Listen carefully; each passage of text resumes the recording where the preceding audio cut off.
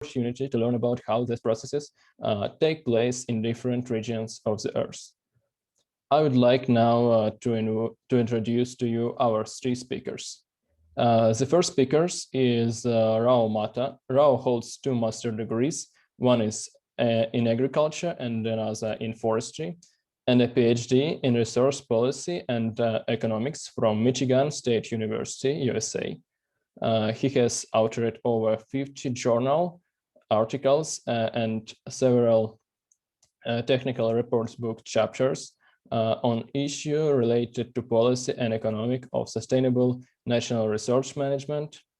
Raul started working in the FAO in 2010, focused on innovative financing, ecosystem services evaluation, and the use of economic incentive to promote sustainable natural resource management. Since that, he supported several GEF, GCF, and other projects in over than 20 countries. Also, he was an Iran FAO representative and a chief technical advisor of the Urmia Lake Restoration Project. Prior to join FAO, Raul played a key role in forest policy and institutional development in India as a member of Indian Forest Service. Raul has also developed and implemented several projects for about 8 years in the US, including those foundation by the United States Department of Agriculture and National Science Foundation. Our second speaker is Patrick Worms. He was originally educated at Cambridge as molecular genetics. His primary interests are land restoration and human security, and he is convinced to marry traditional and advanced knowledges in the best way to achieve these goals, and also to mitigate our impact on biodiversity and the atmosphere. Patrick is a president of the European Agroforestry Federation, a senior science policy advisor at the World Agroforestry Center, a trustee and treasurer of the International Union of Agroforestry, a member of Streeting Committee of International Land Life Peace, a senior fellow of the Global Evergreening Alliance, and also a member of several advisor boards. Our third speaker is Florent Kaiser. He is a passionate conservation entrepreneur on a mission to develop a cutting-edge solution to scale up protection and restoration of world's forests. His young career has brought him to work with over 200 forest and land use protection projects in more than 30 countries as a project developer, carbon expert, impact and investment advisor, fundraiser, and commissioner.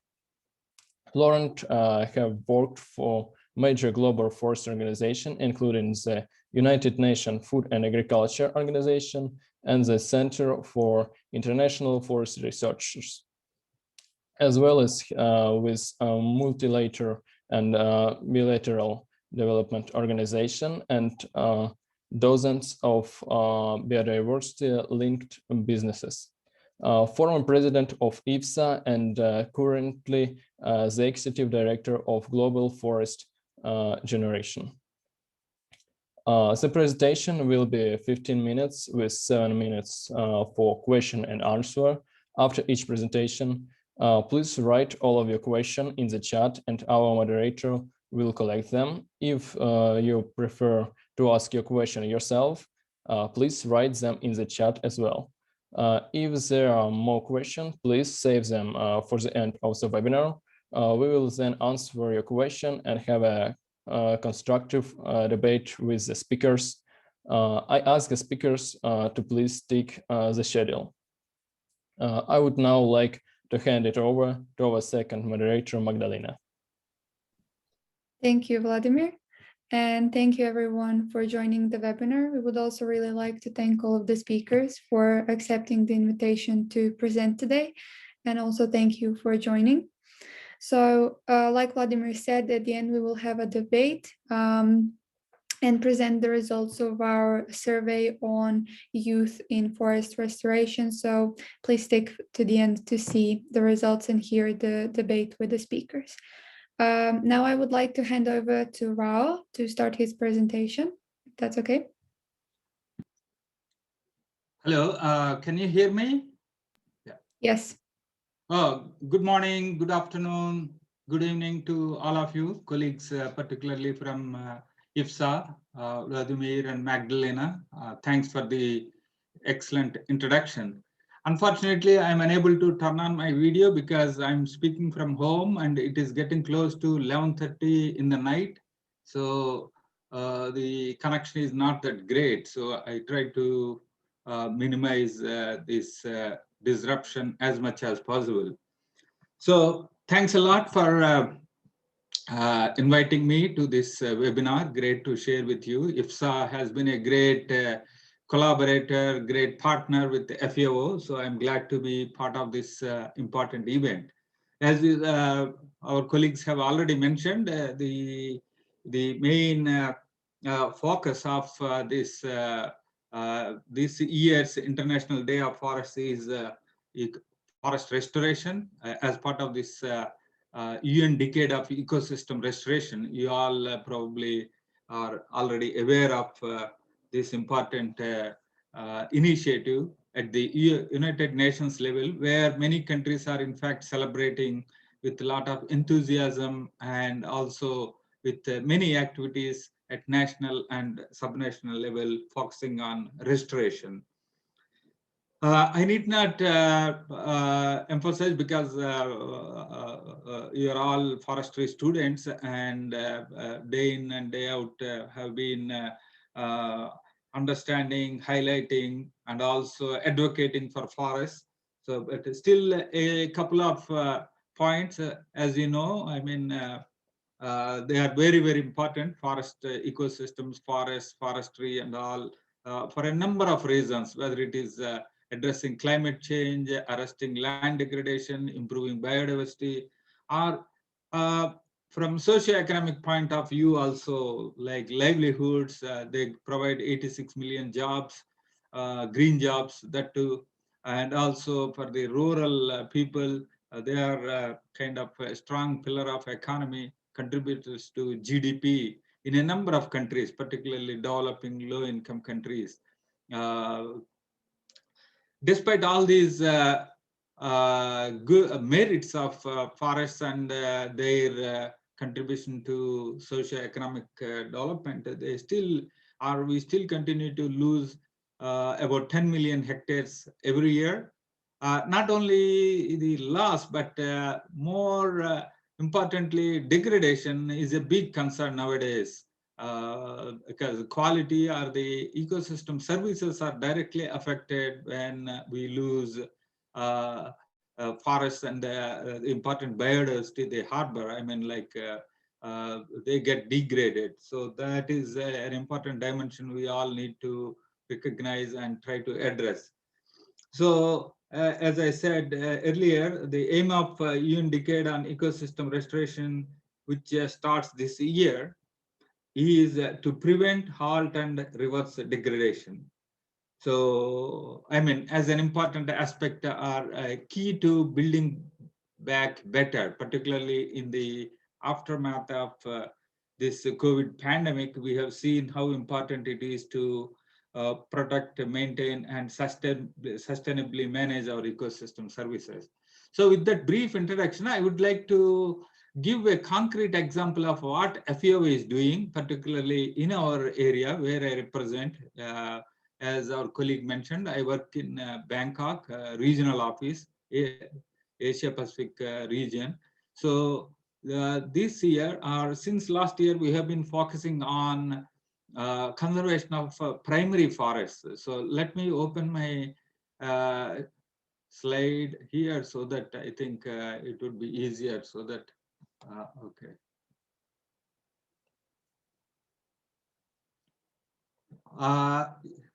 Are you able to see the screen, everyone? Is it okay? Okay, Vladimir or Yes. Magdalena? Yeah. Thank you, thank you. So this is just focus is primary forest. You may wonder, I mean, we have planted forests and natural forests, but within natural forest, primary forest is the kind of forest ecosystem that is undisturbed by human intervention. So most of, I mean, areas like protected areas, cloud forests, mountain forests, and all, where human activities as much less as possible are normally classified under primary forest. So I'm talking about this issue in Asia Pacific region. But what is the motivation? Why we are focusing this one, this particular area, is because of the decline, rapid decline of primary forests in Asia Pacific region. It has been declining in almost all the countries except a couple of them like Japan and Malaysia. In some countries like Indonesia, Papua New Guinea, it is very sharp. I mean, the countries have advanced in their economic growth, there was a kind of steep decline in primary forests. But protecting and conserving them is vital, particularly, as I said earlier, in the context of ecosystem services, because basically these are the forests that are catchment areas for important watersheds. They are very critical for protecting important biodiversity, endangered species, and all, and also unknown unknown medical benefits and future benefits, and also disturbing them sometimes can trigger pandemics such as COVID, as we have seen. So this is the concern why we are focusing on. Yeah, let me. What is happening? Let me move to the next slide. How do we go? Okay, okay. But what is happening? Why the area is declining? Economic growth, infrastructure, other development pressures, deforestation, direct deforestation, because many of them are allocated for logging, government failure, some corruption and other issues, systemic cultivation. But there are also some natural factors because of climate change and all. Natural regeneration has become uncertain. So we have been, I mean, this study work is ongoing right now. So policy and governance, we are focusing how best we can further prioritize. As I said earlier, some mangrove areas, coastal areas, endangered species, habitats and all, how best we can put them under some kind of enhanced restrictions, completely bans shifting cultivation and all. There are also other measures that are needed, like awareness, advocacy, and improving monitoring and kind of regular updating of maps, providing financial incentives through RED and other mechanisms. So payment for ecosystem services is one option. So those are also being explored. Also, use of innovative technologies. This is where particularly the role of youth comes in. Actually, we had a major workshop involving youth on how to protect and conserve and sustainably manage forests using technologies. I'm not going to go deep into technologies, innovative technologies particularly, because we are all familiar. They include like Earth observation technologies like satellite imageries, remote sensing, forest monitoring, handheld computers like these GPS mobile apps, data collection and storing and sharing like open source technologies. Also digital platforms, e-commerce and all, to improve trade and commerce. Even product innovations, genetic engineering, engineering goods, low carbon economies and all, how best we can improve production and processing and all. So all these things include. So, but unfortunately, forestry, particularly in our region, is found to be not using, or the technological adoption is not as expected as in other sectors. you have seen kind of in many sectors, they made kind of revolutionary changes, but unfortunately, forestry seems to be still lagging behind. Yeah. So, sorry. Lagging behind. There are many issues related to that one, like policies. Forest administrations are still not that much oriented towards adopting the new technologies. Public investment is also very less. R&D, this is where your institutions play a very important role. We need to have strong curricula, strong syllabi focusing on the new technologies in the educational institutions and all. And also collaboration is needed, for example, in countries like Australia, New Zealand, Japan, South Korea, in our region, they are very advanced, but whereas in some other low-income developing countries, it is still, they are still lagging behind. So we started a kind of major workshop last year on 30th July. Expert consultations and all are still going on. There is second research and analysis. As I mentioned earlier, we also conducted a workshop involving youth. There is also ongoing youth seminar. We requested for abstracts involving a lot of youth and IFSA. And then we selected some papers, and 20 selected papers will be published online soon with C4. We are working with C4. And then the best 3 will be invited to present the work in at the World Forestry Congress. So they are still going on, the efforts. So ultimately, we'll be having some papers, technical papers, as well as policy papers on these 2 important issues: primary forest conservation and also the innovative technologies. So improve knowledge, awareness, and concrete actions. Please visit Asia Pacific region website as well as C4 website. I have given these links at the end. I will put these links also in the chat box for more information, but I would like to end at this point and look forward to answering any questions you may have. Thank you once again. Thanks a lot, colleagues. It was nice talking to you and participating in this excellent initiative. Thank you, Raul, for a very interesting presentation. If anyone has any questions, please write them in the chat now so we can answer them straight away.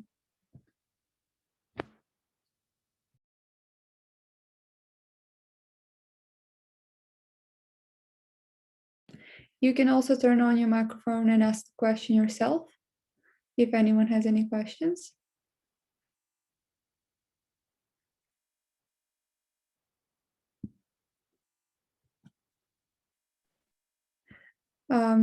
Okay, I don't see any questions, so maybe we can... I would have one. Okay, thank you. This is Florent. I'll be one of the speakers, but thank you for the presentation.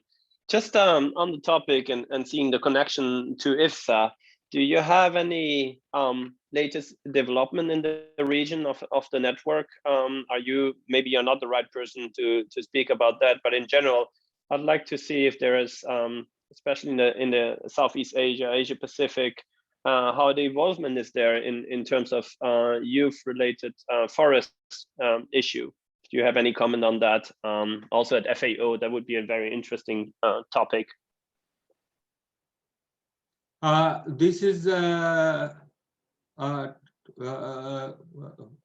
this question is for IFSA. For me, I can say as far as we are concerned, yeah, IFSA has been a great partner. As I said earlier, we have been involving them in many events. Actually, for the last year, International Day of Forests, we conducted a video competition involving youth on how forests can really help address the challenges of COVID pandemic. It was a great participation. There were 2 levels, one for IFSA and other students, people who are pursuing forestry. and also for high school students. So we got excellent participation. So very good ideas. We organized a kind of similar panel discussion involving youth in the region. They made some presentations and all, although it had to be like a hybrid event. Some people joined online, some were on the podium in Bangkok. So like that, we are involving. As I said, for this innovative technologies also, we requested for some abstracts. They are being screened, and then the best ones will be published online, and then some presenters will be invited to World Forestry Congress. That is within this region, as far as we are, with regard to forest restoration and other activities. But at the headquarters level in Rome, we have separate youth youth initiative at the FAO level itself. It goes beyond forestry. It involves youth in a number of activities and initiatives, from technology to food security to promoting preventing ecosystem degradation, promoting environmental awareness, conservation, and all. So yeah, so youth has been a big target, if I could say, as far as FAO is concerned, and we have many programs also involving youth, like JPO, APOs, and all, where youth will be part of actual implementation aspect of FAO. Thank you.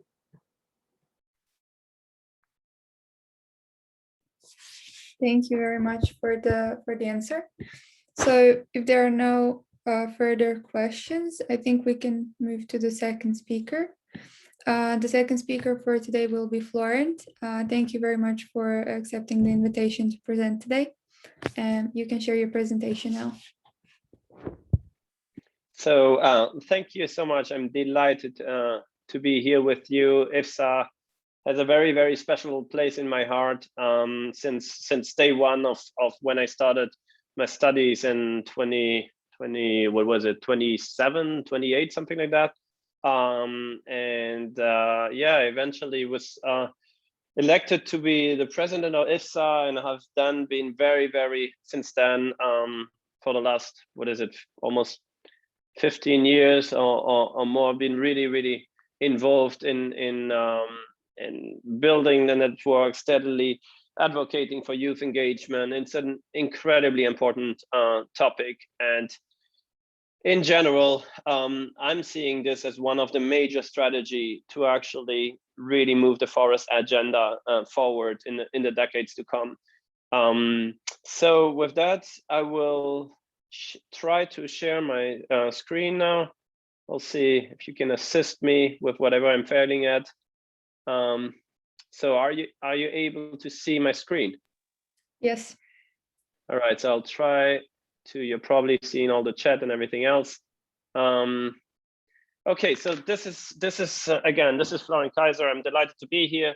I'm currently heading the Global Forest Generation, which is a nonprofit NGO based in the US, but we operate at the global level, especially at the moment in South America, with clear intentions to expand, and we're now at the moment looking for new projects and areas.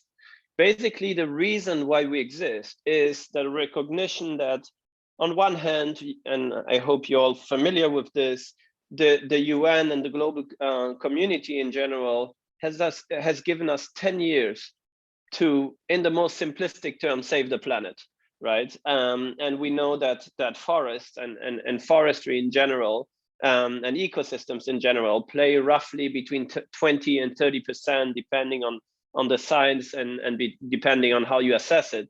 But long story short, there's a huge potential for ecosystem restoration and in general ecosystem to play a crucial role for both climate development, biodiversity conservation, as well as providing key livelihoods opportunities and benefits to local communities, cities, and economies in general globally. However, so we basically know there's a lot of things that we need to do about restoring ecosystems, restoring forests, restoring all kinds of ecosystems, restoring oceans, planting trees. There's a lot of stuff going on at the moment. The problem that we are seeing is while the pledges and the commitments of corporate, state leaders and projects are big, what is really missing at the moment is local capacities to actually deliver on these commitments.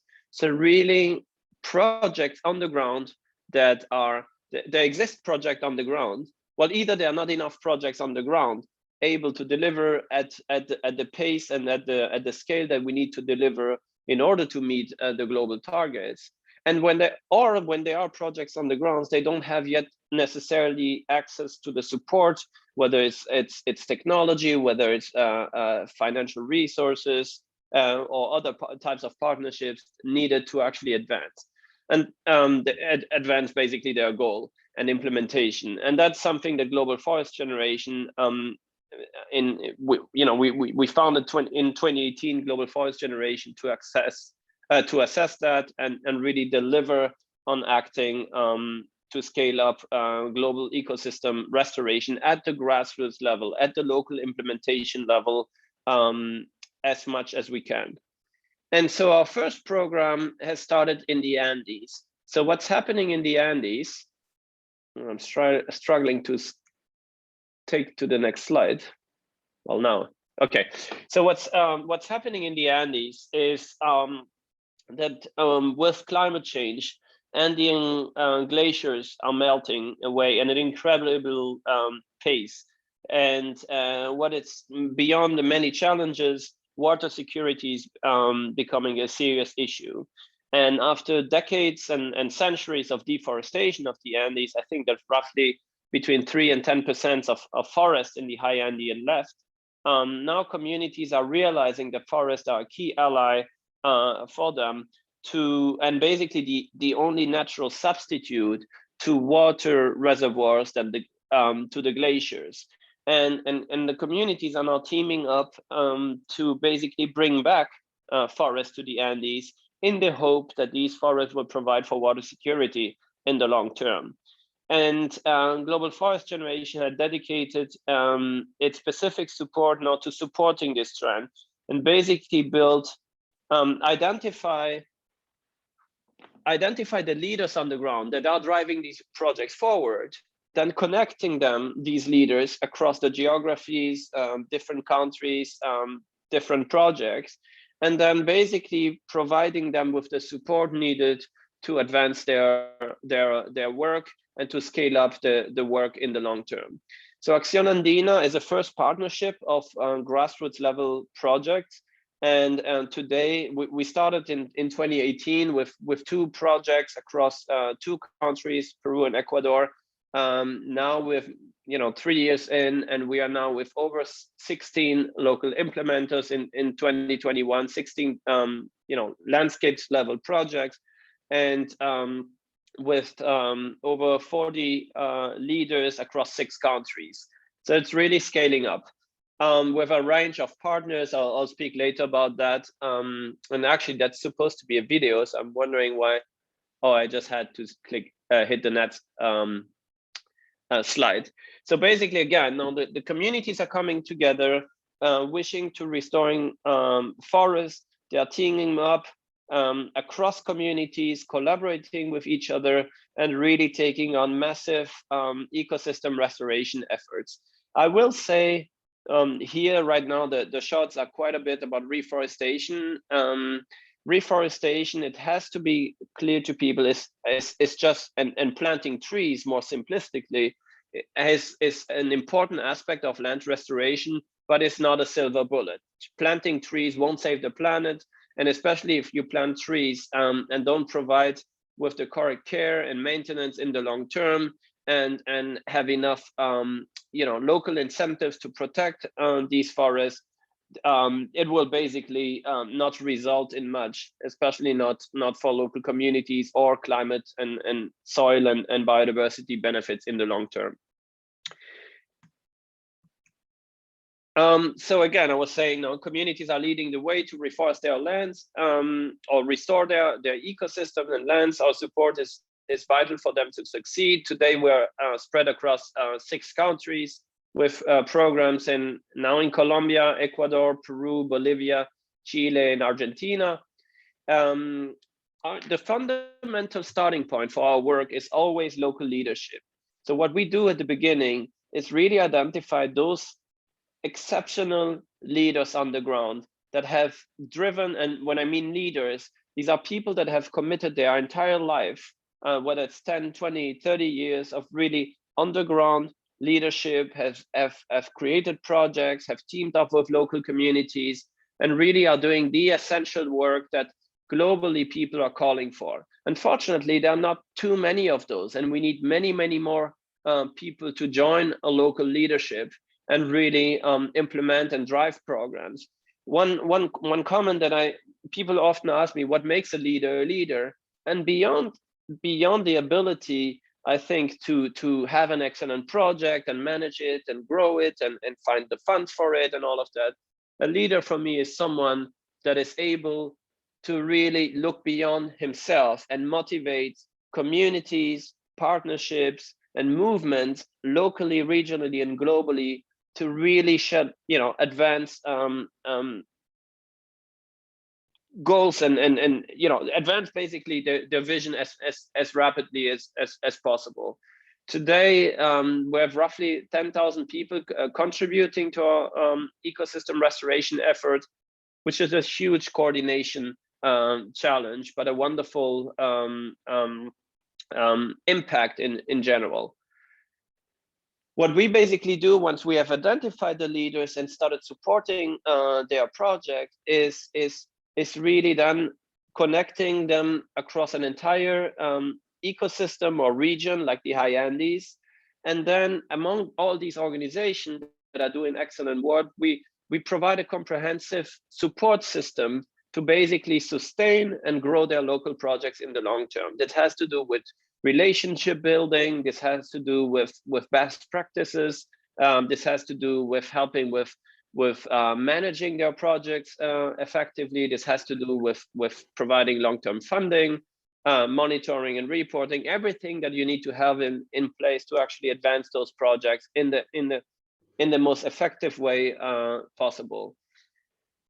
Another very important aspect of our work is, and that's something that lies very, very deep in my heart for you to take home, and that is, again, tree planting. As I said before, tree planting.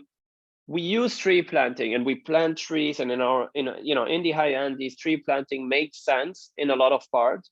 However, it's not a silver bullet. What we need to aim for in every restoration project is really restoring fully functioning ecosystems in the long term. And tree planting can be a part of it, can often be a start of it, but is not everything that you need to do. So in our programs, when I speak about tree planting, what I mean is we use this as a symbolic indicator, basically, for a range of activities, including protecting standing native forests for all their ecosystem benefits, but also as a source of seeds, diverse restoration practices, which can be, again, native reforestation.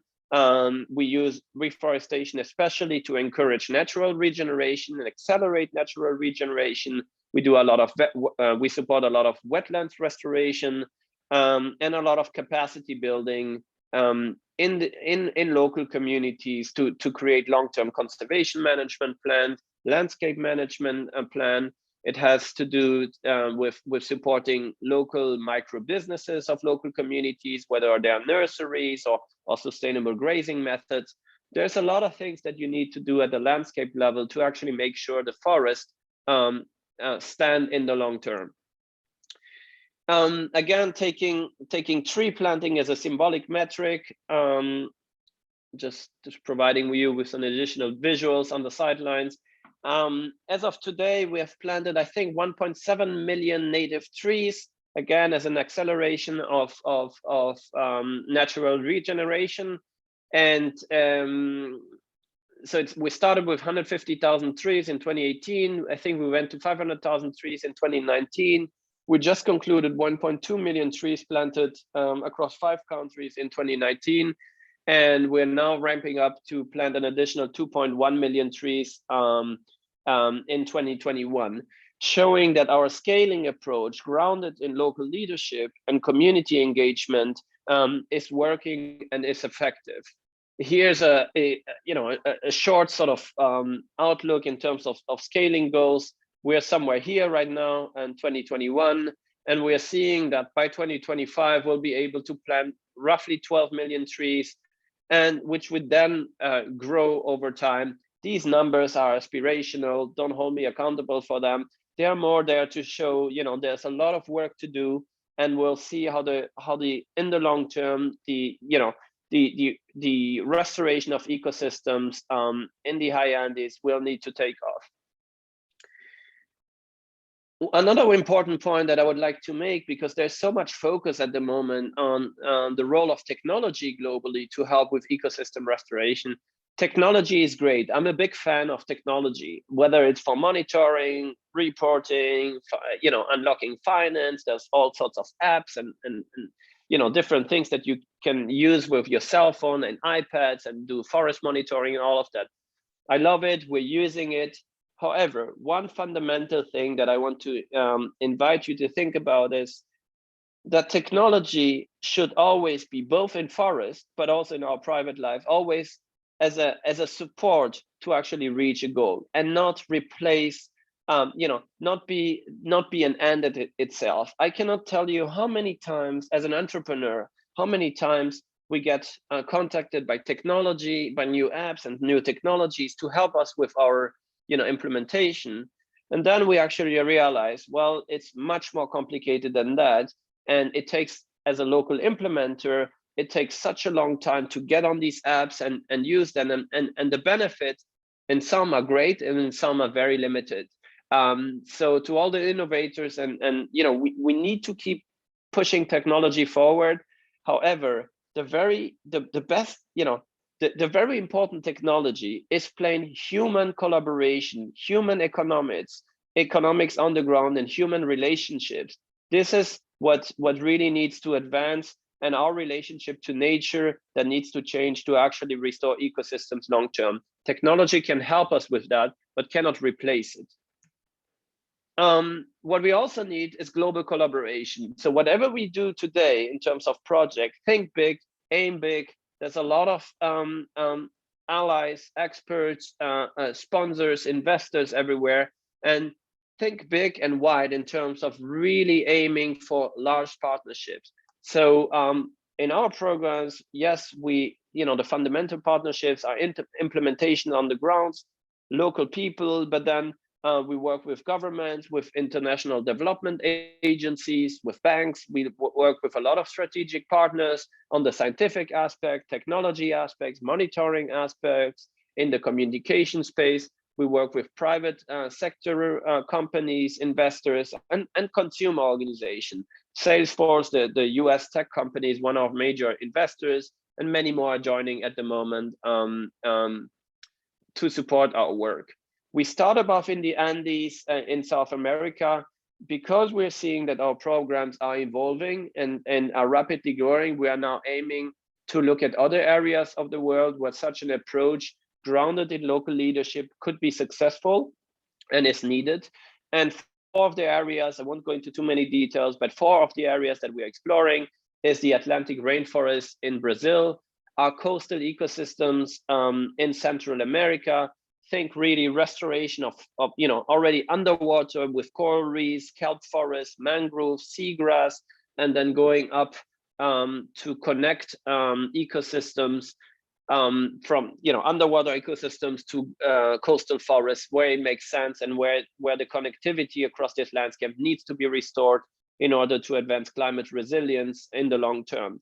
Eastern Arc Mountains in Eastern Africa is a region that we're currently exploring, and the Himalayas as well, where we aim to have a similar approach from the Andes and replicate it to the other major mountain area on this world, being, you know, in South Asia or in Asia in general, across the Himalayas. This is my last slide, and my invitation to you on this International Day of Forest today is really meditate and take serious the role that you have as young people. The young people, yes, we hear that all the time, are the next generation. However, right now the planet is in such shape that we really need to team up fast. And what I would invite you to is think big.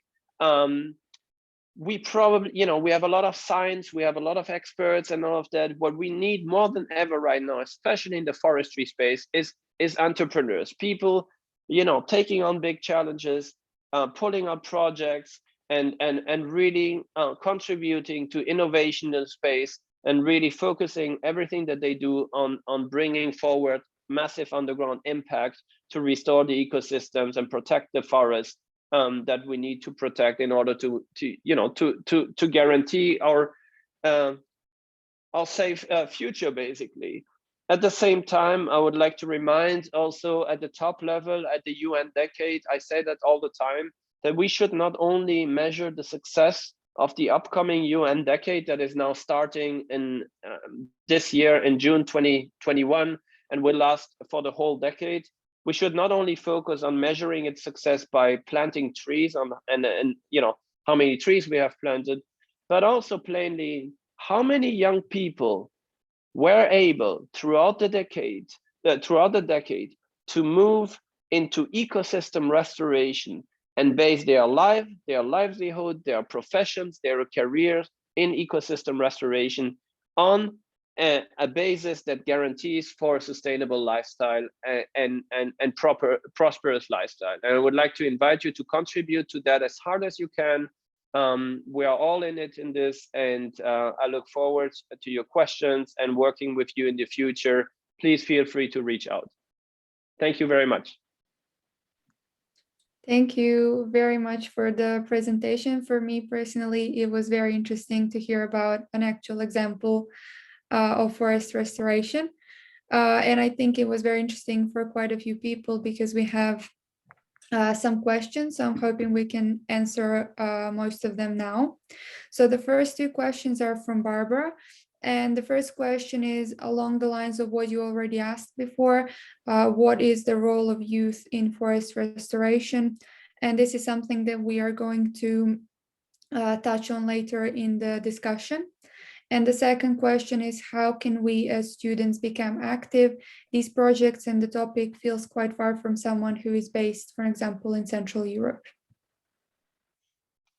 Well, thank you. I'll try to answer both. I think, again, when I started off in forestry, I knew nothing, and all these networks didn't exist, and so on. And from day one, and I owe a lot of what I did to IFSA. It's deep diving into networks of people that have a similar vision and that work across similar fields, and really trying to use those networks to get to understand as much as you can, to learn as much as you can, to meet as many people as you can. It may seem like a thing that is hard to do, or it may think like something that is just for fun or additional, and fun is a huge part of it, and celebration is a huge part of it, and the parties are a huge part of it.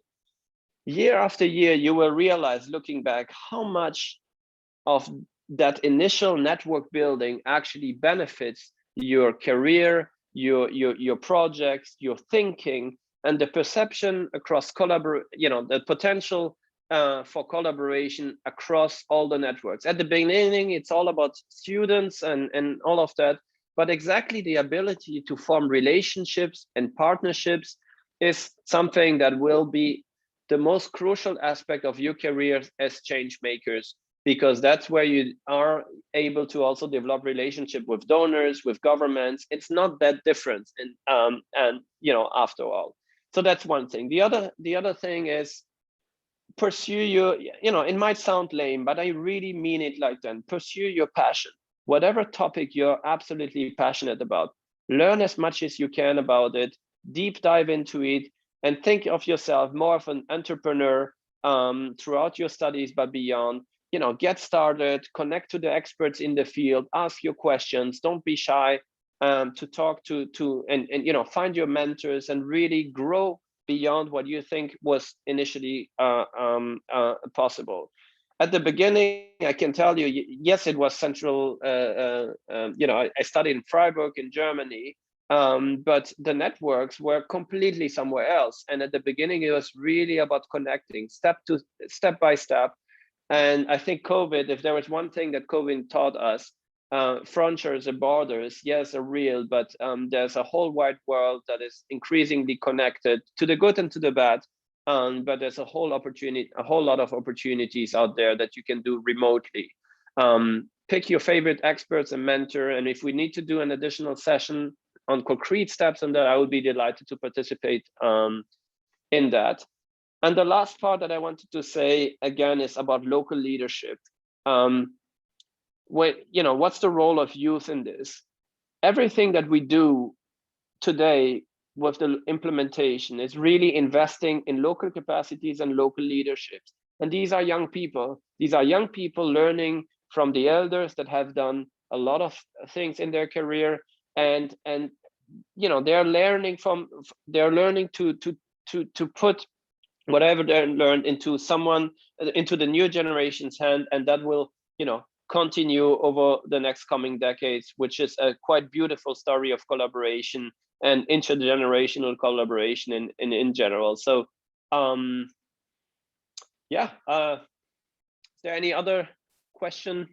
Yes, there is a lot of questions. The second question is from Kyriakos from LC Thessaloniki. Does the public that works for the reforestation of these areas have experience in doing so? I'm asking because sometimes, even if there is the best intentions, the results might not be the expected ones due to lack of experience. And the second question is, do you use species that are customized in these kinds of environments or species that previously existed in the area? Thank you. When we speak about ecosystem restoration, I go as far as saying only native species. That's what we do, and really not looking at others, you know, bringing in, especially in these vulnerable environments in the high Andes. It's, you know, native species are the only ones that will survive, and the only ones also that the communities are that are able to handle at these particular heights.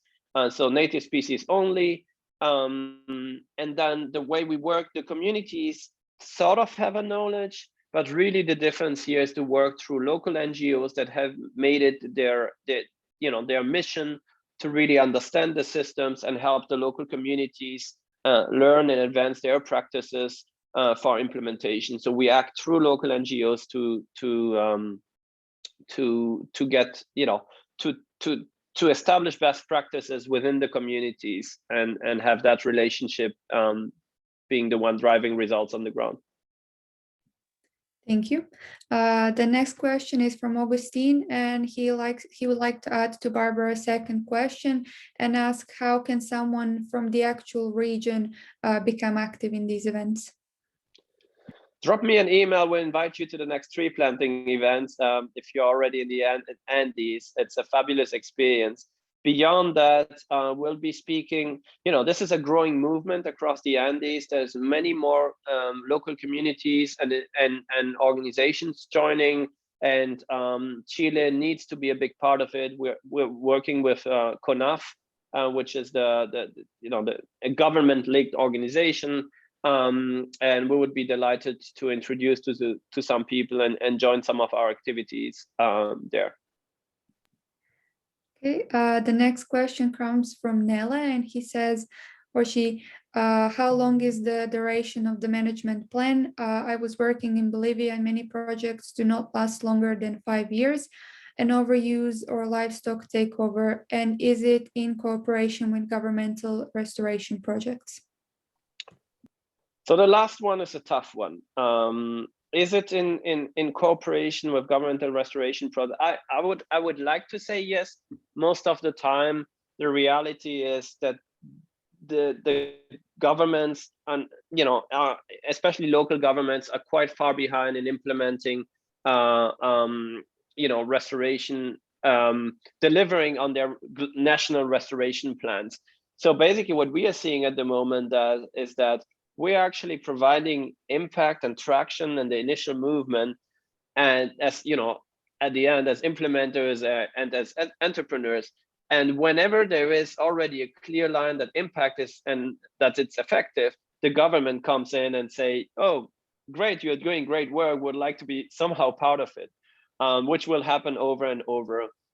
In general, it is in collaboration with local governments, but that's an actor that you need to really take in the hand and accompany over time. The other question, how long are the management plans? I would say 5 years is a healthy number. However, that means always with a long-term vision of going well beyond 5 years. The initial program for us is 25 years, but the management plan have to be renewed every 5 years. So while you can have an initial management plan, it needs to be constantly assessed and reviewed, and making sure that at any given point it doesn't run out, but it's really always 5 years ahead at least. But the overall vision needs to be much longer than that. Even 25 years, a very short time for ecosystem restoration. So we really need to get beyond the thinking, which is quite prominent especially in the private sector, in the tropics, beyond the 5 years, and really start looking again at the several decades, if not more, for long-term successful ecosystem restoration. Thank you. So there is a few more questions, but I think we need to stick to the schedule and move on to the next presentation, and we can answer all of these questions at the end of the webinar, if that is okay with you. They can also find your email in the chat, and if they have any more questions, I think they can also ask you. So before going to Patrick's presentation, I would like to ask Raul if he has a question, because he raised his hand. Thank you, Magdalena. No, I just, because it's getting close to midnight, so I just wanted to thank everyone, and also strongly endorse the call given by Florent. I really like that approach. Like this is youth. This youth involvement is very critical, very crucial. And not only just in a particular activity, but we need them to be part of every aspect related to this broader concept of ecosystem restoration at the conceptual stage, in promoting policies, in advocacy, in implementation, in mobilizing local leadership and all. So I just wanted to highlight that part, because that is where we can really bring about a kind of transformation and move towards a kind of sustainable and healthy livelihoods in the end, in the overall bargain. So I just wanted to highlight with that one, and with sincere apologies, I take leave from the webinar. Thank you again. Yeah. Thank you very much for joining the webinar and presenting today. We can now move on to Patrick's presentation, if that's okay. Magdalena, thank you very much. Florent, you were talking about the importance of youth getting involved, and I really want to support that by giving you some important news. Getting old sucks. I managed to bust my legs. I've been dragging it around for weeks. It's preventing me from doing anything. The only thing I'm good for is sitting on my couch and giving you a presentation, but certainly not planting trees anymore. So with a little bit of luck, at least that will be useful. Let me thus get started. So what I'm going to be talking about is from the perspective of a mostly academic research organization, mostly an academic life. I'm the president of the European Agroforestry Federation, and I'm a senior science policy advisor for World Agroforestry. And what these two things have in common is that they focus on trees that are not in forestry situations, but on trees that are in farmland and pasture land, in landscapes that are heavily modified by humans in order to provide benefits to humans, which is symbolized by this lovely little drawing in the middle there that somebody made of me 10 years ago. The job that we have as agroforesters is to deal with these numbers and figure out how to change them. Right now, agriculture is the very worst disaster you can possibly imagine. It is about a third of global greenhouse gas emissions. It's about half of global employment. It's about 2/3 of global land use, and it's about 3/4 of global freshwater use. So what does this vast amount of labor and resources and pollution actually generate? 5% of GDP, maybe less. Of course, these are crucially important 5% because they feed us. But nevertheless, that gives you an idea of the problems that we are facing with agriculture. It's an essential activity to feed us, but it's an inefficient activity, it's a polluting activity, and it's an activity that does not reward its practitioners. Now, that's the case around the world, but it gets increasingly worse the less developed your continent is. And the worst example of that is sub-Saharan Africa, where cereal yields have stayed more or less constant around the 1 ton per hectare range since the 1960s. And that leads us to a problem. You have poverty. And poverty means population growth. When you're poor, you have more children in the hope that since there's nothing else to help you, that when they grow up, at least one of those kids is going to stick around and help you in your old age. Because you have population growth, there's more and more exploitation of agriculture. And the traditional ways of managing agricultural lands, fallowing, fall away.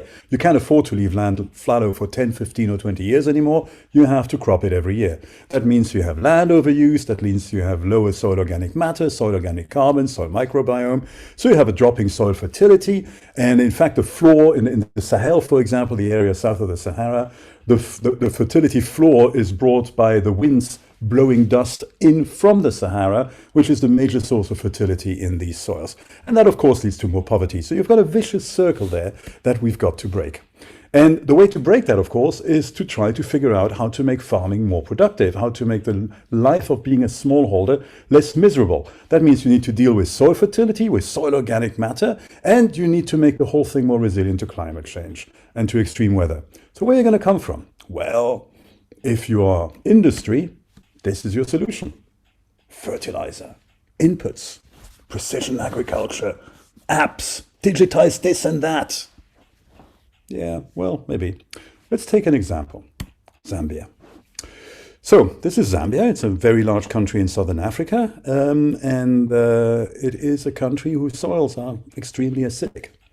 And that means that when you're when you're planting plants in there, plants have an optimal pH range, slightly acid, around 6.5, where they like to be, which optimizes their uptake of nutrients. But in Zambia, most of the soils are way more acidic than that, which means that if you put your fertilizer down, you are actually not going to feed your plants. In particular, when you're putting an NPK fertilizer down, nitrogen, the line at the top there, it's not going to get used. It's going to get turned into nitrous oxide, which is a ferociously damaging greenhouse gas, hundreds of times more potent than carbon dioxide. But anyway, fertilizer, if it's well formulated, could even help in those circumstances. Your next challenge is to get it to farmers. This is a map of the road network of Zambia. This map shows you every single tarmacked road in rural areas. As you can see, there are very, very few of them, which means that most of the time, your truck carrying the fertilizer is going to have to try to battle his way through something like this.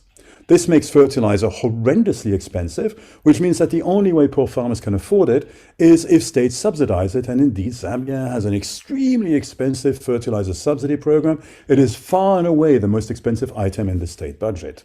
However, because that fertilizer serves relatively little purpose on these extremely acidic soils, I have a friend of mine, a Zambian scientist, who is a bit of a wag, who calculated that the government would actually be better off just to take all the money it spent on fertilizer subsidies, turn it into $1 bills, make a big pile with those bills, and burn them. because it would have the same impact on agricultural productivity, but at least it would create less damage for the climate. Now, obviously, this is not a long-term solution. Now, on top of that, on top of these challenges we have in making agriculture more productive, we're dealing with something else that you all know about, climate change. However, what most of you may not know is that climate change is not something that started yesterday. It's not even something that started in the 19th century. In fact, we have increasing evidence that this is something that started around 8,000 years ago. And the reason why that evidence came to light is because we had a puzzle. And the puzzle is that according to astronomical criteria, we should have slowly but gently been sliding into a new ice age after the last one. Yet we weren't. On the contrary, the last 10,000 years have been the stablest 10,000 years in the last few million years. It's never been so stable. And not coincidentally, it is during that particular 10,000 years that humanity started inventing things like farming, writing, and all the rest of it. So what seems to have happened is that, as you can see from the graphs on the right, the natural methane, carbon dioxide, and solar radiation trends that you would expect from astronomy were counteracted by the invention of agriculture. In the Middle East, in Europe, that meant a lot of trees were cut down to make cropland, which means carbon dioxide in the atmosphere. And in Southeast Asia, it meant the invention of wet rice cultivation, which put a lot of methane in the atmosphere. So purely coincidentally, we seem to have warmed the atmosphere over the last few thousand years by just what it took to counteract the gentle cooling effect of astronomy, giving us the stability of the Holocene, which it now turns out is actually already the Anthropocene. But of course, once we discovered fossil fuels, it all sped up. And it sped up. And we realized a long time ago that it was a problem. In fact, one of the first persons to realize this was a lady scientist in Connecticut, I think it was, called Eunice Foote. And with a name like that, you can guess that she was operating in the 19th century. She published a lovely little paper of 2 pages in the 1860s showing that carbon dioxide warms the atmosphere. It took a little bit more time for the rest of the world to catch up, but by the 1990s, everybody agreed that this was a problem, so we created something called the United Nations Framework Convention on Climate Change. And I just remind you what Article 2 says. That's the objective. Stabilize greenhouse gas concentrations in the atmosphere at a level that would prevent dangerous anthropogenic interference with the climate system. Well, that was 1992. We're now 2021. You've all seen the forest fires and the storms and the hurricanes, the dieback of forests in the temperate zone, etc. And in fact, what has happened is that while the world has agreed that this is a problem and has regular COPs, conferences of the parties, long-lived greenhouse gas emissions keep on rising no matter what. These meetings and these efforts have made no difference whatsoever in the actual management of the problem. What they have certainly done is created a lot of industry and a lot of energy in trying to get to grips with the problem, but so far it has not yet had an impact. And why is that? Well, because of this chart, which is the scariest chart I ever saw in a business publication. This is from the Financial Times in November 2019. These are logarithmic. This is a logarithmic chart, and all that it does is it lists by country the amount of CO2 emissions per year starting in the 1870s. And as we all know, it all started, and you look at the left, it all started in the industrial countries in the 1870s. But we have a tendency of believing that the countries on the right, the poorest of the developing countries, are not really a problem. But look at that. They too are getting on the carbon bandwagon. And the reason why they're getting on the carbon bandwagon is very simple. Carbon is the ultimate drug. Better than heroin, better than cocaine, better than sex, better than anything. Carbon gives you comfort. Carbon allows you to be an old man with a bust leg, sitting on a couch, giving you a presentation around the world, in a hot house, in a comfortable house with fantastic food on the table. All mod cons, all I have to do is press on a button to do something, or press on a different button to do something else. All of that is carbon. Not surprisingly, everybody wants it. It's just the best thing ever. And the result of that is, well, we are not really doing what we need to do to keep to the 1.5 target or the 2 target or even the hypothetical 3 or 4 degree target. Right now, we are going off into completely unknown territory at really high speed. The bad news is there is no silver bullet to deal with that. You can make a lot of money from doing books that talk about how to deal with it, but non, ma chérie, je suis en train de donner une conférence. Je peux pas m'occuper de toi. Sorry. Here you go, my daughters, who are trying to fail to understand that I'm actually working here. Apologies. So you can you can write books about it, but so far getting to grips is a little bit of a problem, and that leads us to the difficulties that we all know about. So, time to panic, right? Yeah, yes, but there is hope. First, not every sector is impossible to decarbonize. Yes, cement and steel are real bitches. It's going to be really hard to decarbonize these two sectors. But agriculture, forestry, land use and land use change, that's somewhere between a quarter and a third of global emissions. And the reason I put these two charts down is because neither of them are incorrect, but neither of them are certain to be correct either. It gives you an idea of how open the debate still is. And in fact, there's been a paper that was published in Nature a few days ago that firms it up a little bit more. It's actually close in the region to 30%. But so 30% of the global emissions we have are linked to agriculture, to forestry, and to land use change. And uniquely, this is the one sector where with minimum effort and without completely changing the way we do things, we could actually reduce that number substantially and maybe even turn it into a net sink for other sectors, such as industry, that are going to find it harder to decarbonize. So that's a good reason for hope. And that's exemplified by this pie chart from the Drawdown website. If you know drawdown.org, I invite you to bookmark it right now.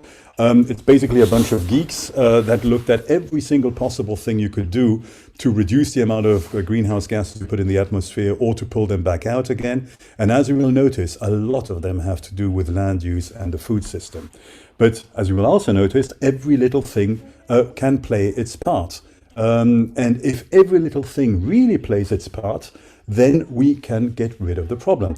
You may be surprised by the biggest slice here, refrigeration, and that's simply because we all use fridges and freezers and in many countries air conditioners, and when these machines are at the end of their life, they usually end up on a waste tip where the circuits and the fluorocarbons that are inside those circuits break open, and these gases, which are thousands of times stronger as greenhouse gases and carbon dioxide, escape to the atmosphere. So simply dealing with your dead fridge in a proper recycling center, which is not terribly complicated, is something that could make an enormous difference. But moving on to land use.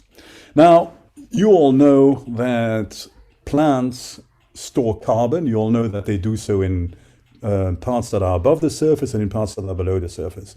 What you may be less familiar with is the fact that if you mix these plants together, you generate more and more carbon, a significant proportion of which you can use for human purposes, such as food, fiber, or timber.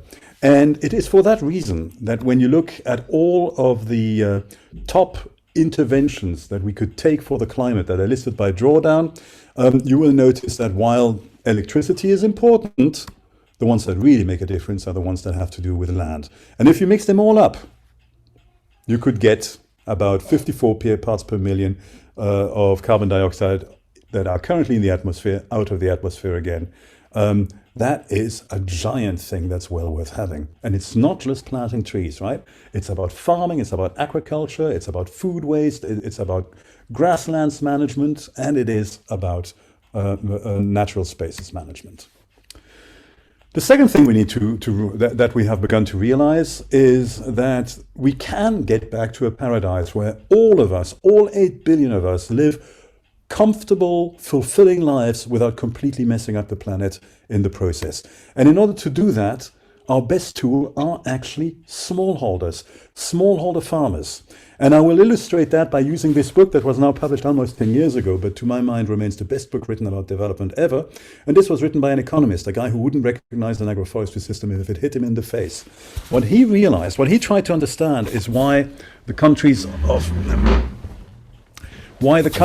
of Northeast Asia, so Taiwan, Japan, Korea, South Korea, and China, perform so much better than the countries of Southeast Asia, Malaysia, Thailand, Indonesia, and the Philippines. And what he recognized is that the essential first step to development was land reform, so that every little peasant has his 2, 3, or 4 hectares of land. The second thing that you need is to give these farmers advice. Not fertilizer subsidies, advice. And Taiwan, for example, took that to its logical extreme. Most of its students in the 1950s were encouraged to study agronomy, and they were then sent to villages. They had to live in those villages for a minimum number of years. Only thus would they be allowed to get a free education. Taiwan, which is now known for extremely high-tech products and is a very wealthy country, in 1960 started its development pathway by exporting asparagus and mushrooms.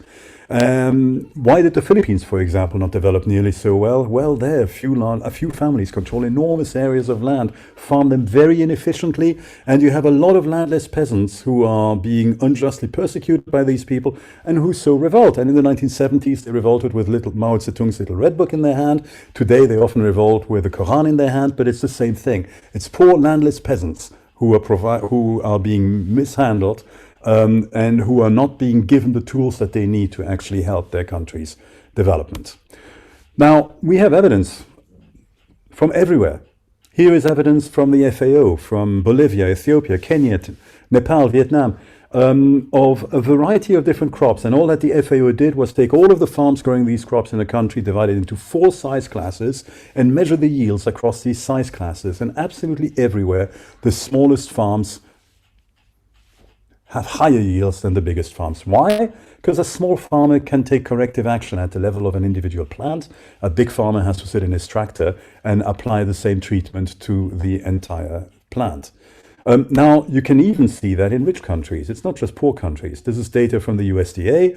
The smaller the farm, the higher the output per acre on these farms.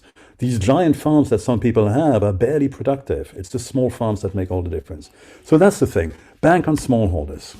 The third thing that we know is we can actually fix land degradation. And it's surprisingly easy to fix land degradation. You don't need masses of capital or chemistry or machinery. All you need is management. Look at these 2 trees. There's only a couple of years that separate these 2 pictures.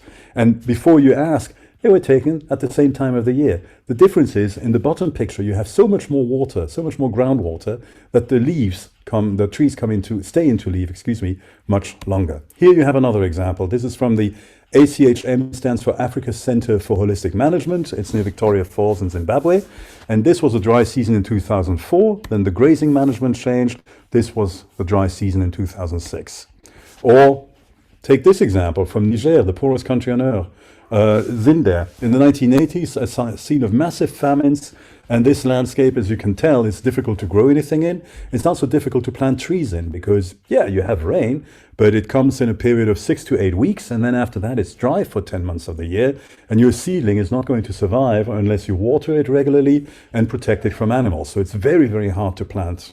But you can regenerate those trees. And this is what the exact same landscape looks like today. It's absolutely covered with trees, which are not a forest, but which is farmland. These trees are leguminous trees. The species is called Phaedherbia albida, and it has a unique characteristic. It has a reverse phenology, which means it goes into dormancy when the rainy season comes, and its little nutrient-packed leaves fall onto the ground and provide fertilizer to the crops underneath.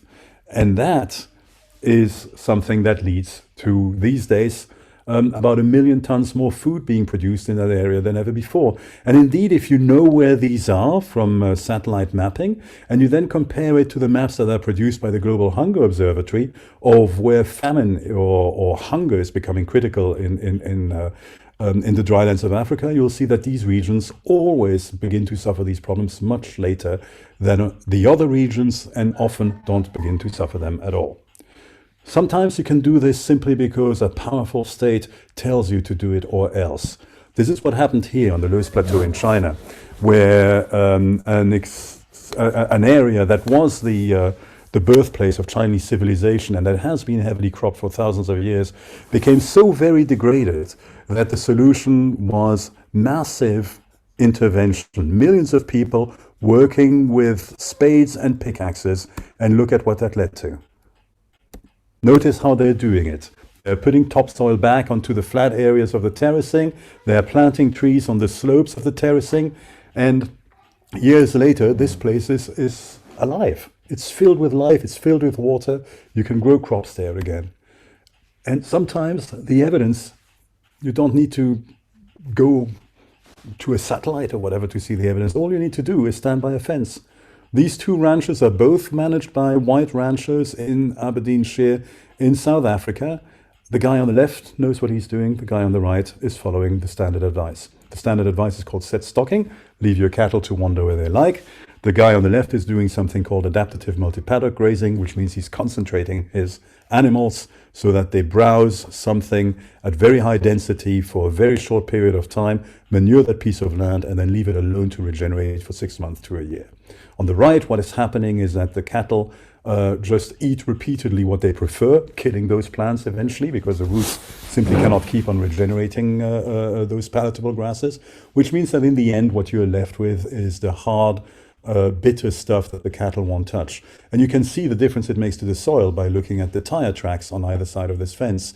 The tire track on the grassy side, clearly the tires went much deeper because the ground is fluffier, it's filled with carbon, and no prizes for guessing where the water actually percolates into the soil and where the water actually runs off when the rains come.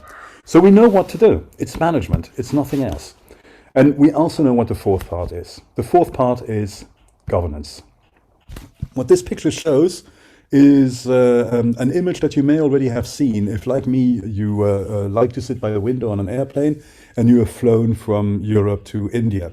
It's a landscape that you see across Ukraine and southern Russia. and you see these huge fields. They are huge. It's about the size of these rectangles there is about 300-400 meters by 800 meters to a kilometer.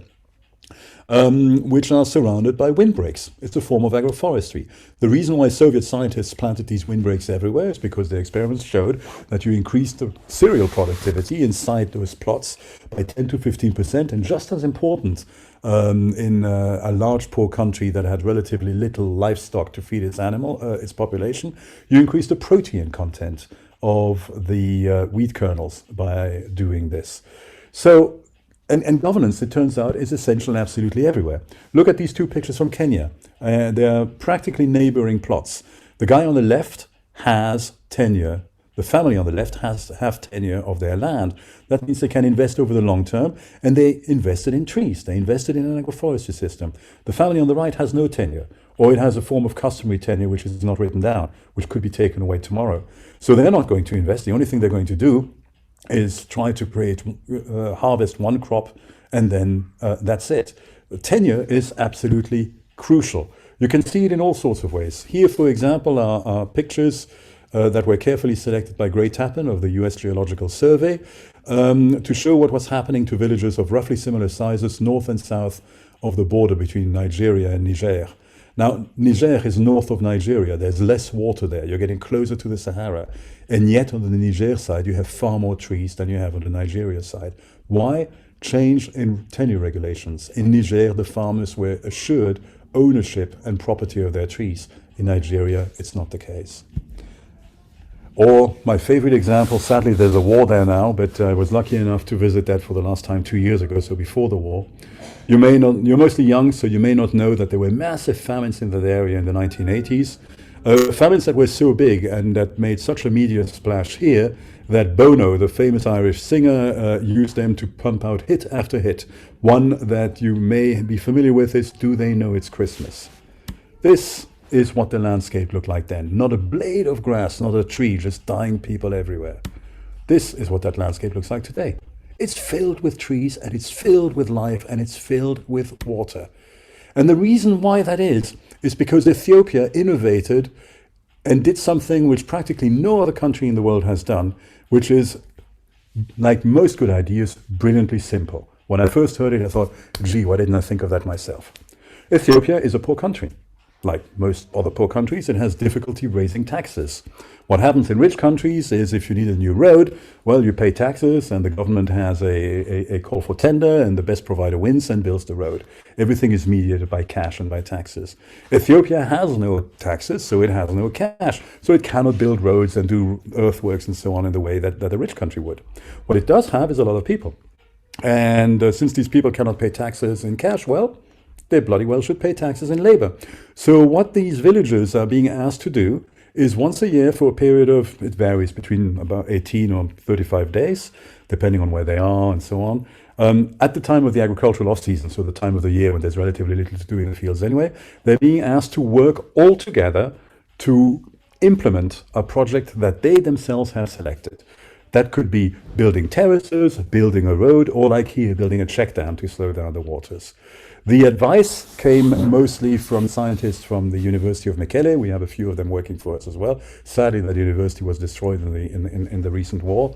And so what you see there is an example of restoration coming from this to that, which was done by locals having a good idea and implementing it well. So the state did not try to tell the locals, you must put a check dam down, or you must build a terrace, or you must build a road. What the state did, it was telling the locals is you must work, but you get to decide with the help of this guy from the university who's going to help you think it through, what it is you want to invest your labor in. And the result has been nothing short of spectacular. Finally, and as foresters, you'll be glad to hear, most importantly, trees. Trees are going to save agriculture, and not only because in drylands like this one, goats can go on them and find fodder when there's nothing left on the ground, but because trees are organisms that work for their living in farming systems. You have silvopastoral systems. You have so-called silvopastoral systems, so systems that combine the grazing and browsing of animals, of livestock, with trees. And I've given you an example here from top left clockwise, from Poland, where this farmer is growing beef in an apple orchard, from Lapland, where reindeer are feeding between the trees, in Burkina Faso, where cattle are feeding the stover in between shea trees, and we all know shea butter.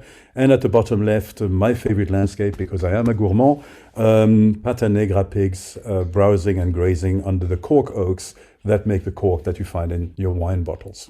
You also have silvo-arable systems. Again, from top left, here's an example of a commercial farm in Zambia using Phaidherbia albida, the same tree you saw in Niger, in a maize system. At the top right, a coppice of hazel and willow in a crop rotation in England. At the bottom right, a lovely agroforestry system, which is an inverted one, where the crop are the tall trees, the coconuts, and the agroforestry component, the small trees, a legume-fixing species called Gliricidia, whose advantages is that it grows very rapidly and it has nice strong poles from which you can easily strip the nitrogen-containing leaves and leave them for your coconut. The poles can then be collected and that carbon can be brought to the local biomass to energy plant. It's a system that's growing across Sri Lanka. And at the bottom left, a poplar wheat system in France. And then my favorite, because they are the most efficient, the ones that generate the most extra biomass, the so-called polycultures. At the top left, you have the chaga gardens of Mount Kilimanjaro, on the slopes of Mount Kilimanjaro in Tanzania, where you have coffee and cocoa and banana and timber and animals and annual crops and honey. At the top right, you have a palm oil agroforestry system in Brazil, which in addition to palm oil generates acai, coffee, cocoa, banana and timber as well, and which generates about 50% more palm oil than a monocrop palm oil system. At the bottom right, you have a system in upstate New York where it's an old maize farm that has been key lined. What you see there, these lines are key lines. They are lines that almost exactly follow the contour slopes of the land, but not quite, so the water flows at exactly the right speed, where you have a selection of trees and shrubs growing, which are turned into marketable products by livestock.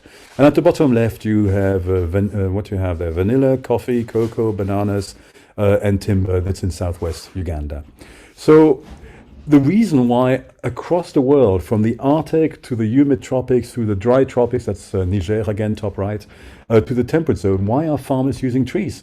A number of arrestingly simple reasons. They have deeper roots. Patrick, sorry Yeah? to interrupt you. I just have to remind you that we have to stick to the schedule. Okay, how much time have I got left? Well, you're past time, but Oh, if you can conclude. wish you had warned me earlier.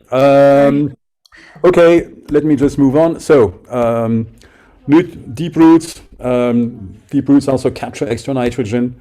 They store water under the surface. They recharge groundwater tables, and the crops protect the trees. The rootlets in a forest will suffer from drought since they are mostly close to the surface, whereas in an agroforest they won't, because the rootlets are so much deeper.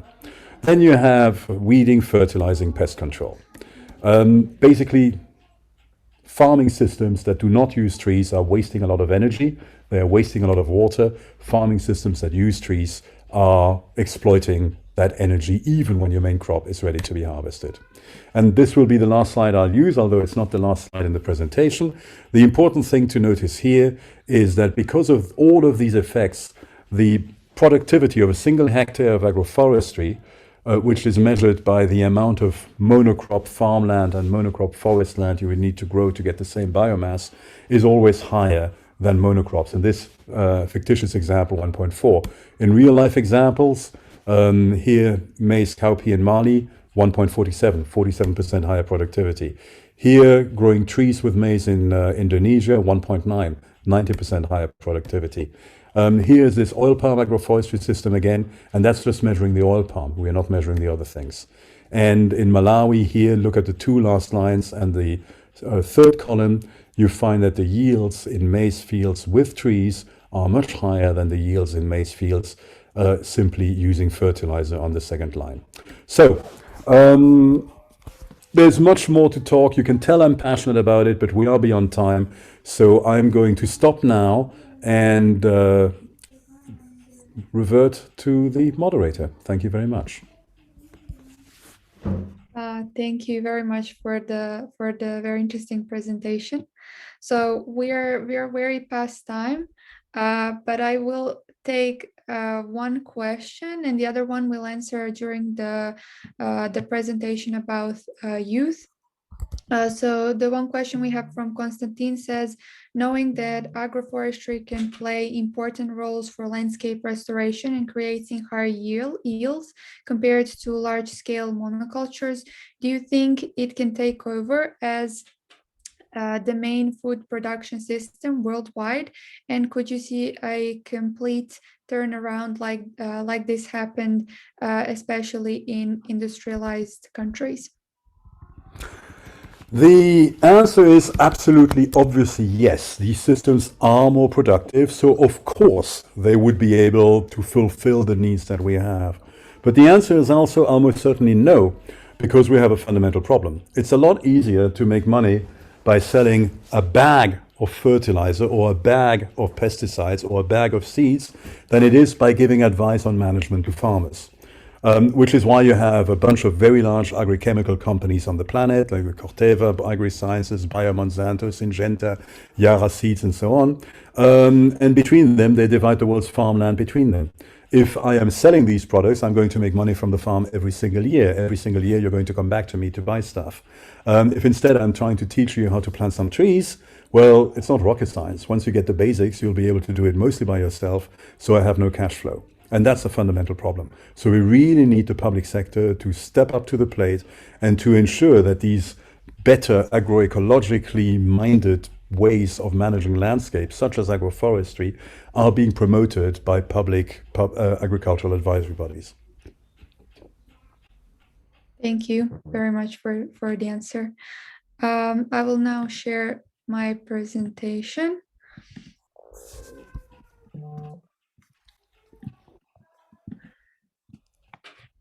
So we as IFSA have recently, before this webinar, conveyed a survey on youth in forest restoration and the ways youth can be more involved in these projects. So the first question we asked was, were the students, were people, were their study courses, related to natural sciences? And as you can see, we only had one person replied that their study course was not related to natural sciences, meaning that most of the respondents had obviously previous knowledge on this topic. 61.3% of respondents were or have been a member of an environmental organization in the past. So 69.4% of people responded that in the past they have participated in actions or events related to forest restoration, which is something that we didn't expect to see. And most of these actions were related to reforestation and afforestation of degraded and marginal sites. And most of the people responded that they took part in tree planting events, which is something that we have predicted that people would respond, as well as monitoring biodiversity and attending conferences and events and workshops. So our first question for the speakers would be, what do you think of these contributions? Of these actions, are they contributing? And do you think there is anything that could be done to improve these actions and make them contribute more to forest restoration?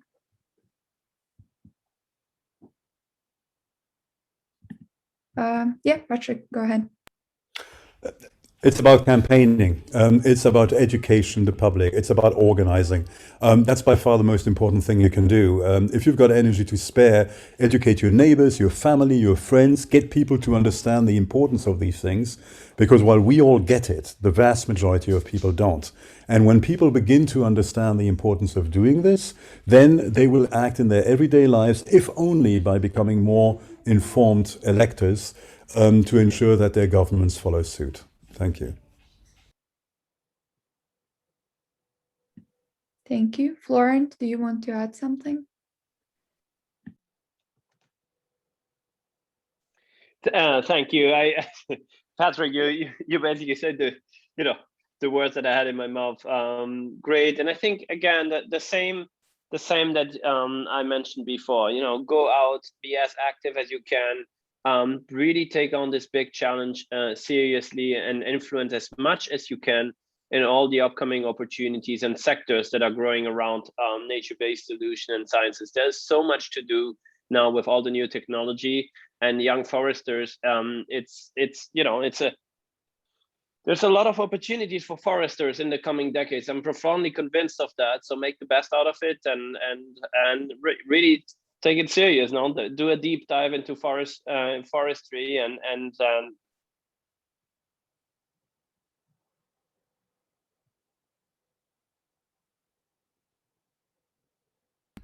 We lost you, Florent. You're muted. I don't know why.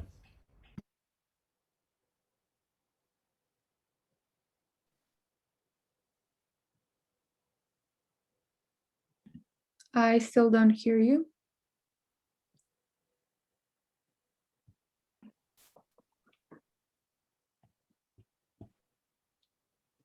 Maybe your microphone stopped working. Yeah, he's on mute, I guess. No, I don't think he's muted. I just think his microphone isn't working. Yeah. John, before Florent gets back to us, I just wanted to highlight, unfortunately, I mean, he's just putting something in chat, but yeah, already these points have been highlighted. I really stress on the aspect of advocacy or awareness raising. I mean, like Patrick's presentation really kept me awake. I'm really thankful I joined this talk, and a lot of things to learn. And also at the same time, as he really highlighted, particularly the point about profit motivation, how it is influencing things on the ground. Unfortunately, this focus on fertilizer, this advocacy, and that kind of a vicious circle is hampering some of the easier and better solutions, like this having trees in your farms. I mean, as simple as that, unfortunately. So this is the key that has already been mentioned, like advocacy campaigns and awareness raising. And that is only possible with you, the youth. So we strongly rely on you. We strongly encourage you to do as best as possible, and we are with you. Thank you. Does it work again? Yes, it works. Oh, sorry about that. I don't know. I think the mic ran out of energy. The only thing that I wanted to add was that I feel, and I'm wondering if you have the same perception, that I feel that we're still, as foresters, agroforesters, and scientists, we're still failing in a way to really mainstream the approach, the meaning, the opportunity that are forests out there, and to really get the messages right embedded into central, into civil society in general and in all the sectors that are connected to it. So what I would invite you is also, I think there's a lot of work that we need to do on communications, on advocacy again, and really on a massive level drive inspiring cases, projects, careers, professions, and into this space, because that will eventually really mobilize a lot of things that come after it. And yeah, that was basically the whole point at the end. Yeah, if I may add something to that, since we're all talking about activism, here is a very concrete thing you can do right now. Get on the phone on Monday with your Ministry of Agriculture and ask them what they're doing in the context of the reform of the Common Agricultural Policy to encourage agroforestry and agroecology. I was this morning in a meeting of something called a Civil Dialogue Group, which is a formal thing used by the European Commission to get the input from civil society, which is dominated by farmers and landowners, most of which simply parrot industry standpoints. So a lot of the conversation was about people being worried they would not be allowed to use their favorite pesticides anymore. The European Commission actually made really good recommendations in a document called the Farm to Fork Strategy, which is now being emasculated by national ministries of agriculture who are in cahoots with industry or who are being lobbied by industry and who are basically saying all these hippie bullshit with trees. Let's not worry about that, right? Let's just invest in digital, in tractors, in precision agriculture, in better chemistry and better genetics. And please let us use genetically modified organisms. That's what we really need to feed the world. This kind of discourse is what you hear coming out of too many ministries of agriculture. So I noticed from your names that most of you are from Central and Eastern Europe. Get on the phone to your ministries of agriculture and just ask politely what they're doing. Recommend that they take agroforestry more seriously. Right now, that kind of national level lobbying is simply not happening, and you guys can do it. Thank you.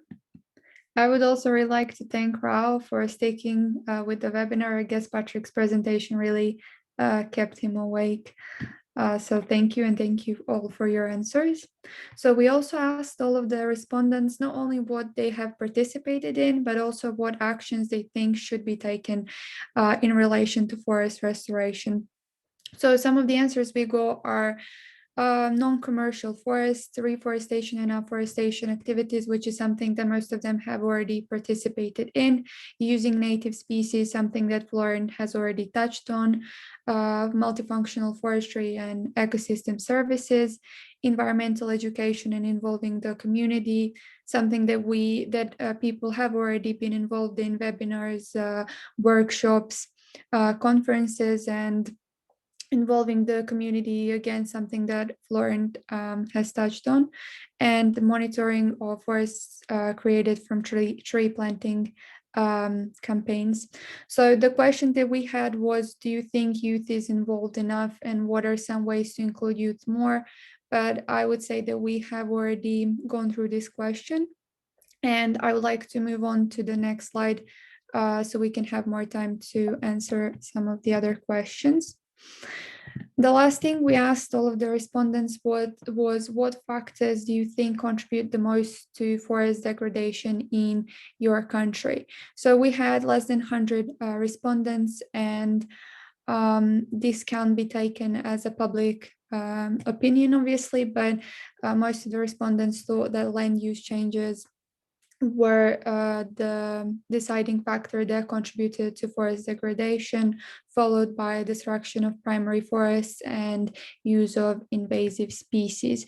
So our question for you is, do you agree with these? And what do you think the biggest obstacles to forest restoration are? Would you say it's policy, scientific knowledge, or implementation of knowledge? Thank you.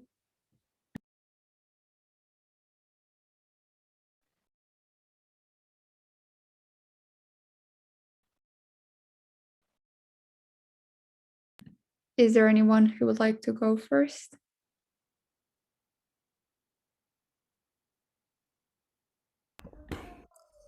Florence, why don't you go first? Yeah, I think it really depends on the country you're referring to. I mean, for the last 7 years, just before coming to the UK in Cambridge, actually, Patrick, you know, it was in Peru with a huge area. I think the forest area is roughly the same. Remaining of the Amazon in Peru is roughly the same size than Germany. And there, of course, you know, primary forest, you know, threatened to them is one of the. So it really depends. It really depends on the country you're in. As in Central Europe, it's definitely different from countries where there's huge areas of primary and native forest left. But in general, I think land use changes is the, you know, I'm not, you know, I'm not basing this on a scientific reply, but really from going from country to country and be involved in many project land use changes is the one that is predominant.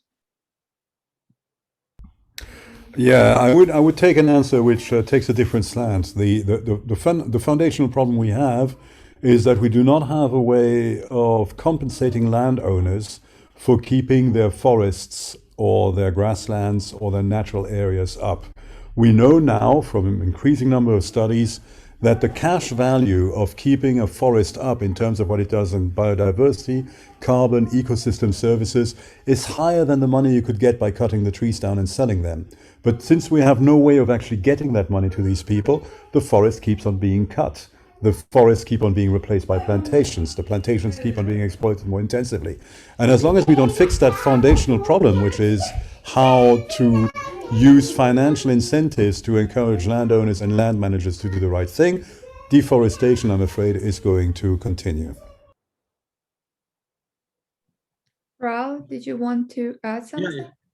Yeah, if I may add a couple of things. I mean, all the points have been well covered, but on the first one, factors, I would also suggest expansion of agriculture in many areas has become a kind of one of the factors leading to degradation of forests, or in some cases outright conversion of forests into agriculture or some kind of commercial activity, oil palm or cattle ranching, that kind of thing. So agriculture policies or expansion or subsidies and other incentives or perverse incentives given to agriculture expansion has led to loss of forests or their degradation in some cases. How to address them? Some were very well covered, particularly Patrick mentioned about this incentives, financial incentives. I mean, as an economist, I still strongly advocate. And also, I mean, I myself am a forester. I have a land where I'm growing trees and all.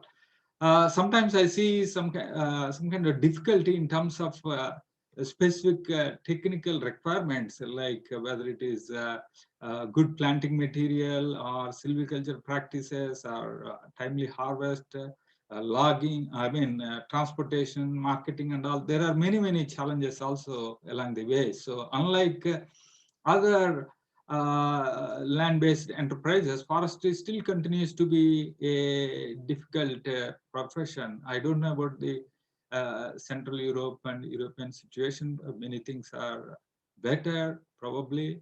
I lived in US also for almost 10 years. There also things are very structured to a large extent, but in many other countries, low-income developing countries, this continues to be a big challenge. But until and unless we mix that with some kind of agroforestry, farm forestry, those kind of, combined, we diversify, that could be one of the solutions. Of course, we need some recognition of their other services that they are rendering to society. Thank you.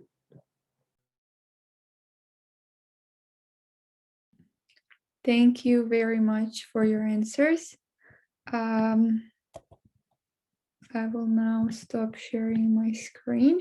So I would now like to thank everyone for joining and thank all of the speakers for accepting our invitation to present at the webinar. I don't think we have time to answer all of the questions that we had for Florent, but he did share his email, so you can reach him and ask him about anything, and also all of the other speakers about anything that you are interested in. If they share their email address, then you can contact them, and if they haven't, you can now share your email address if you wish. Our goal with this webinar was to connect the different regions and see what challenges different regions face. So we try to have 3 speakers from 3 different regions and show how forest restoration differs in these regions. So hopefully we did a good job. And again, thank you everyone for joining. And we hope to see you at a different webinar soon. Thank you. Well, thank you very much for organizing it. Really nice to see the interest this has had amongst the young. Bye, everyone. Bye. Thank you, Patrick. Bye-bye. Thanks, everyone. Thank you. Bye-bye. Thank you, Raul. Thank you. Thank you. Have a nice day or night, everyone. Thank you so much.